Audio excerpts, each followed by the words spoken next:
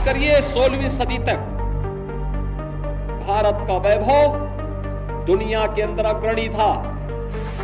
अगर दुनिया की जीडीपी की आप बात करते हैं तो दुनिया की अर्थव्यवस्था का आधा भाग का नेतृत्व अकेले हिंदुस्तान करता था 16वीं सदी तक।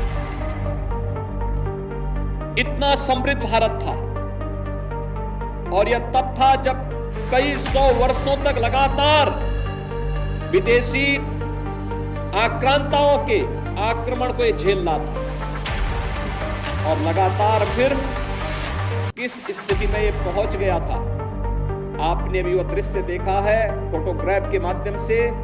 इस जो यहां पे भी सूचना विभाग ने त्रासदी के कुछ दृश्य आपके सामने प्रस्तुत किए। 15 अगस्त 1947 से एक दिन पूर्व 14 अगस्त 1947 को जब विभाजन की त्रासदी हो रही थी और 15 अगस्त को जब देश के अंदर तत्कालीन प्रधानमंत्री पंडित जवाहरलाल नेहरू के द्वारा भारत के तिरंगे को पहरा करके कांग्रेस के नेताओं के द्वारा देश के अंदर आजादी के जश्न को मनाने का कार्य किया जा रहा था, तब लाखों लोग अपनी मातृभूमि को छोड़ने के लिए, अपने परिवारों को छोड़ने के लिए मजबूर हो रहे थे। किस प्रकार की यातनाएं उन पे पड़ रही थी, किस प्रकार का दृश्य था, किस प्रकार के मानवीय अत्याचार हो रहे थे, ये किसी से छुपा हुआ नहीं। और ये दृश्य बहुत कुछ है, चित्र बहुत कुछ बोल देते हैं। यानी दुनिया का सबसे समृद्धतम देश 1947 तक आते आते एक दलित देश में बदल गया था। और वह दृश्य भी आपने देखा, वह दृश्य भी आपने देखा है। ये क्यों हुआ? क्या ये सच नहीं कि हमारी कुछ कमजोरियों ने आक्रांताओं को देश के अंदर आक्रमण करने के लिए एक स्पेस दिया?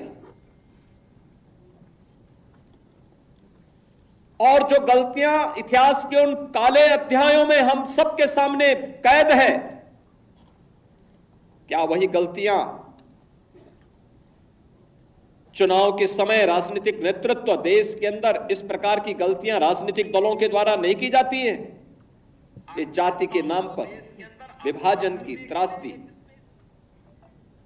तक पहुंचाने की एक कथा वही है जो पहले जातीयता के नाम पर होता था, जातिवाद के नाम पर होता था। आज वही कार्य, वही कृत्य, वही कारनामे राजनीतिक दलों के स्तर पर जातीयता का नग्न तांडव करके फिर उसी विभाजन की ओर ले जाने की कुछ सी चेष्टा की जा रही है। परिणाम क्या है? परिणाम आप सबके सामने फिर वही है। परिणाम फिर आपके सामने वही है। तिथि बदली है, लेकिन चेहरे बदले होंगे, लेकिन घटनाओं का स्वरूप उसी प्रकार का है जो 1947 में हुआ था। वही तो पाकिस्तान में आज भी हो रहा है। वही तो पूर्वी पाकिस्तान कहा जाने वाला आज का बांग्लादेश में वही तो हो रहा है। उस समय 10 लाख हिंदू एक साथ काटे गए थे, हिंदू सिख सभी थे, एक साथ काटे गए थे। और आज भी वही आगजनी, वही तोड़फोड़, वही लूटपाट, बहन और बेटियों के साथ वही अत्याचार, उसी प्रकार की त्रासदी का दृश्य आज भी हम सबके सामने है। और इस सब के बावजूद इस प्रकार के कार्यक्रमों को केवल एक औपचारिकता बना करके हम लोग केवल अपनी बात करने तक सीमित हो जाते हैं। आखिर कब इतिहास की इन गलतियों से हम सबक सीखें?